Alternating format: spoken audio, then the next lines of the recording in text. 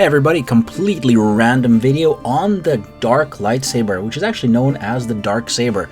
Go figure. The reason I'm making this video is because a lot of my friends think I'm a super nerd, and I suppose I am, so they're all asking me about what is the Darksaber, both in person and on Facebook, because apparently I know a whole bunch of stuff about Star Wars, so I'm going to give you a quick breakdown based on the information that I have. I'd recommend going to Wikipedia.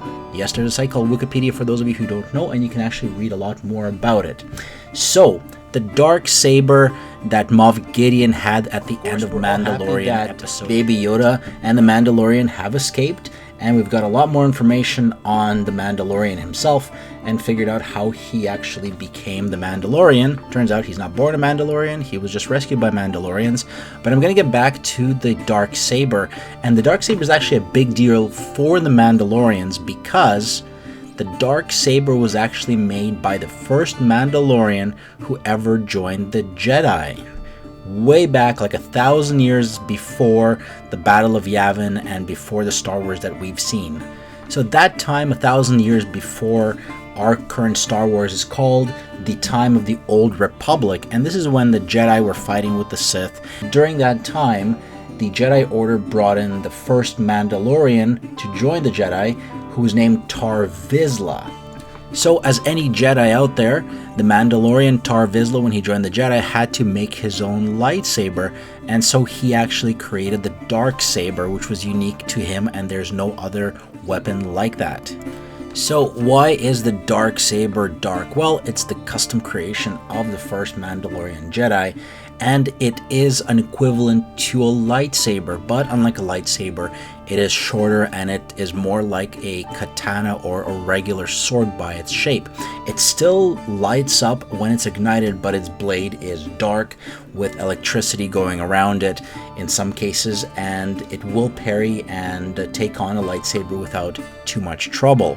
And that was actually its purpose. Now, prior to that, the Mandalorians did fight with the Jedis, and they had something known as vibroblades. Now, vibroblades go way back to the history of the Old Republic, and vibroblades could actually stop Jedi lightsabers. But the Darksaber is pretty much a lightsaber, except it's dark. That's pretty straightforward.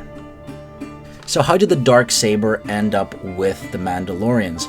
Well, when the Old Republic fell and basically ended, the Mandalorians raided the Jedi Temple and took the Darksaber for themselves. And then the Darksaber was passed from generation to generation of the Vizla family of the Mandalorians, and years after years, it actually ended up showing up next in the Clone Wars within the Disney and Star Wars universe. And it was used by Vizla, who was the governor of the new planet of Mandalore, because Mandalorians decided to become pacifists, or most of them did, but not all. There were those Mandalorians who still believed in the ways of war and battle, and those were known as Death Watch, who pretty much opposed the Duchess Satine of Mandalore, and ended up actually getting the blade from her and used it to fight with other Jedi such as Obi-Wan Kenobi, and even captured Ahsoka Tano. Now this is where it gets kind of crazy, and we kind of start going all over the place, because this guy named Darth Maul that you might have heard of, he survived falling into a pit and being cut in half, and eventually he pulled himself together and got metallic legs and made his way to the Mandalorian homeworld of Concordia. There he joined the Death Watch and became their leader, and ended up getting the Darksaber. Pretty cool. Good job for Darth Maul there. So instead of having his double-sided red lightsaber, he ended up with the Darksaber, which again he used to fight with Obi-Wan, who he hates because Obi-Wan was the one who chopped him in half. So Darth Maul is a pretty evil dude, so he used the Darksaber to take over Mandalore and run the show there for a while, and he had the possession of the Darksaber. He used it to fight with Darth Sidious, his former master, otherwise known as Mr. Emperor Palpatine, and of course Emperor Palpatine completely kicked his butt, even though Darth Maul had his Darksaber and his own lightsaber for that battle. So once Darth Maul's butt got kicked, he returned to Dathomir.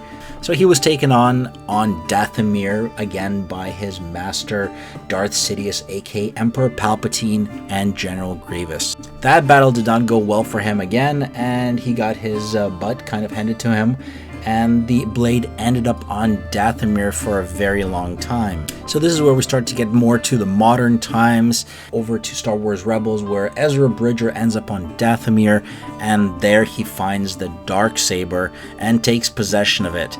Now, of course, figuring out that it was a Mandalorian weapon, he gives it to his friend and cohort in the Rebels, Ren Sabine, and she ends up being the user of it for a little bit. So Sabine Wren did put some miles on the Darksaber, using it to train, and also it was used by her in a few of the episodes of Star Wars Rebels, but eventually she gave the blade to Bo-Katan Kryze, who became the new leader of the Mandalorians at the end of Star Wars Rebels. Now, I'm guessing at this point, here's how things turned out. We know that Moff Gideon did somehow get the Darksaber. Now, based on what we've heard during the last episode of Season 1 of The Mandalorian, he was very much present and aware of everything that was going on with the Mandalorians when they were sacked. So I'm guessing that Bo-Katan and other members of the Mandalorians did keep the lightsaber and used it for a while. Oh, pardon me, the Darksaber.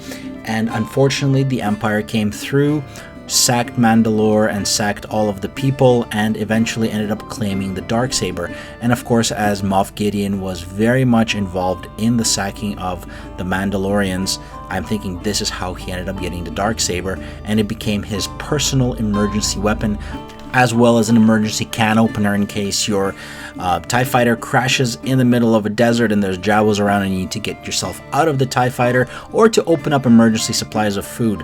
But there we go, that's the really quick crash course that turned out to be a 7-minute long video on the Darksaber, where it came from, and let's see what happens with it, because I think it's not over yet.